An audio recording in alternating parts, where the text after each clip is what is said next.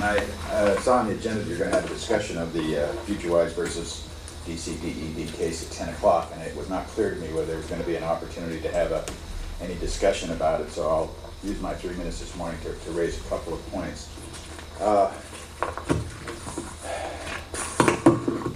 As I told you last week, the case is fairly complex, even though it's short, and it is being interpreted in widely variant ways depending on one's point of view and what organization one represents, etc. You've got some materials in your packet this morning that I want to make a couple of comments on. One is the statement in Mr. Richards' memorandum on the subject, and I'm sure this is not a knowing misrepresentation, but he identifies other parties and then parents, such as the Supreme Court, close parent, have another point of view. In the Supreme Court decision, there's only one point of view, and that is the majority. The dissent, whatever its quality and whatever its appeal to those who don't agree with the majority, is not the law of the land. And I think the board clearly needs to understand that.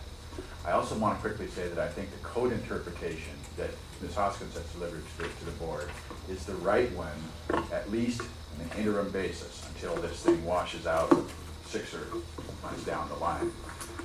With regard to the case itself, I want to draw your attention to a section, and I'm going to quote it for the record. As codified within the very next subsection of the GMA, it reads, quote, critical areas within shorelines of the state that are subject to a shoreline master program adopted under applicable shoreline guidelines shall not be subject to the procedural and substantive requirements of SEPA.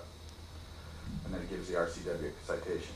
Continuing, quote, the subsection after that reads, quote, the GMA shall not apply to the adoption or subsequent amendment of a local government shoreline master program, close quote.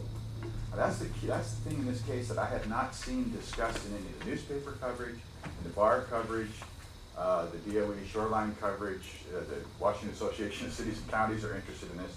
They've really rather focused on the narrower term issue of when the GMA should come into play rather than if it should come into play. And this makes it real clear, this section from the statute itself, and it's 3678.480 sub 3 sub C. My expectation is there's going to be more action on this case.